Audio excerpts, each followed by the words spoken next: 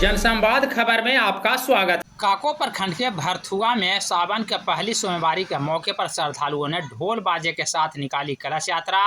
जहानाबाद संगम घाट से किया जल भरने का कार्य। दरअसल काको प्रखंड के भरथुआ गांव से सैकड़ों की संख्या में श्रद्धालु सावन के पहले सोमवारी के मौके पर भव्य कलश यात्रा निकाला। इसमें सैकड़ों की संख्या में श्रद्धालु लाल पीले वस्त्र धारण कर माथे पर पीतल का कलश लेकर ढोल बाजे के साथ पैदल मार्च करते हुए जहानाबाद के संगम घाट पहुंचे।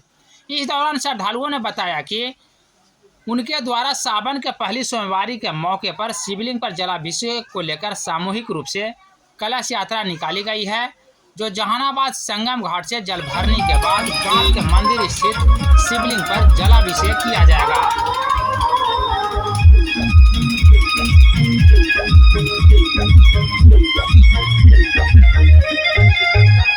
कौन फूल कहिलू भुला के